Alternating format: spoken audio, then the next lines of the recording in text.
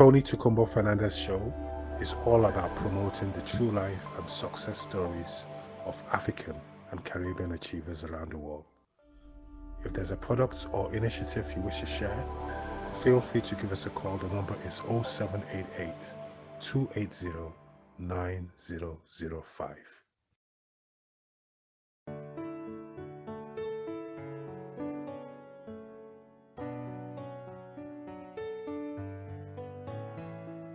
Ladies and gentlemen, take radio area against all odds. Now on your radio, my goals provide inside the people and the guidance to anyone who is in need.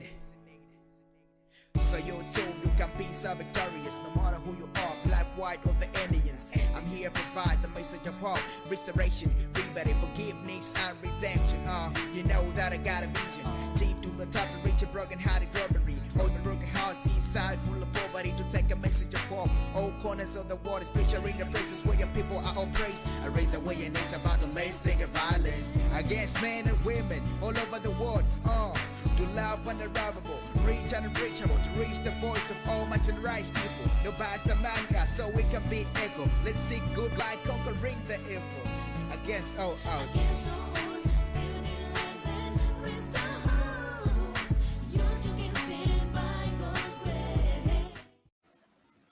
A very warm welcome to all our listeners around the world. You're welcome to the Tony Tokunbo Fernandez Show, promoting the true life and success stories of African and Caribbean achievers around the world. So if there's a product or initiative you wish to share, feel free to give us a call. The number is 0788 280 9005, or visit our website at www.tonyfernandez.co.uk. We have some amazing guests lined up this year, so we'll continue to keep you posted.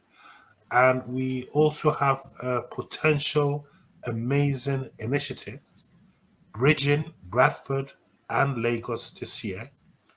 But to talk about that this evening is Mr. Ingram Jones, all the way in Ikorodu, Lagos. Mr. Ingram, you're welcome to the Tony Tokunbo Fernandez Show. How are you feeling today? Good evening, Tony. I'm well. It is good. The weather's nice and cool here in Lagos. Beautiful.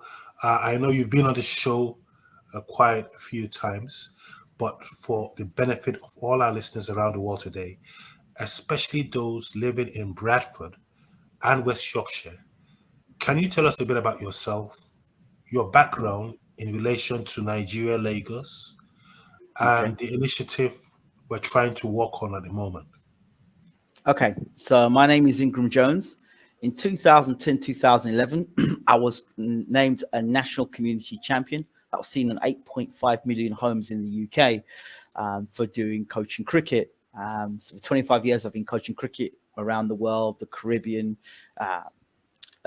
in Australia, across Europe. Now I'm in Nigeria, West Africa. And I've been working, for 2 years, I've been working as Lagos head coach. But now I've now moved on and now working in my own local area of Ikorodu, because I felt that the young people of Ikorodu, because it's a very, very much, a lot of the young people are in underprivileged community, and there's a lot of crime, rampant crime in Ikorodu. So what I've been doing over the last 6 months has been working with a company called RCIP, which is Reduce Crime, Increase Participation. And that is to get the young people from the schools, encourage them into sport, because unlike in the UK, where we have lots of youth centers, there are no youth centers in Nigeria. They have lots of churches and they have a lot of event centers, but they don't have youth centers. And for event centers, it costs a lot of money to use an event center. So if young people are having difficult times at home and they're having a difficult time at school, then where do they get the love? If they're not getting it in the church, they're getting it on the street. And you know that if you're getting the love on the street, there's a possibility that the love you're getting is not the love that it necessarily is good for you. You end up living a life of crime. You think a person's your friend. Before you know it, you're in a cult. You're doing Yahooism. You are being dared to do things criminal. for low amounts of money because you're trying to get out of poverty. In fact, you're getting your parents to encourage you to get involved in stuff like the crime because there's poverty at home and for very little money as well. So a lot of the young people who are in poverty, they see these Yahoo boys and these cults and you see them making money, but they don't see the consequences of that. So with the program I'm involved with, Thrive Online and Brighter Futures, we've been going into schools. We've been doing educational programs. So after school, they attend an educational program for an hour. And we've studied things such as self-confidence, sense of purpose, masculinity. So there's a program we've worked on. And then during that program, they get a break for 15 minutes. And they'll do their sports coaching for an hour. So they get education and the sort of education they wouldn't get in school, and helps them build their character. So that's what we've been doing. And so now I'm proposing that we have our young people come from Ikorodu and go to Bradford, not just to play cricket, because, you know, Bradford is a city of culture. And so for those young people of Ikorodu to come to Bradford and to experience the culture that isn't in Bradford. And because of talking to you, Tony, so many times, so much of the great work you've been doing in Bradford, we're able to see lots of similarities between Ikorodu and Bradford. And of course, you being Nigerian as well, and working with the Nigerian community, which I'm in now, I can see lots of parallels there, lots of opportunities. So yeah, that's what I'm kind of proposing to do, and just getting partners on board to make that happen. Partners on board to make that happen. The timing is right because Bradford is a city of culture. Absolutely. 2025.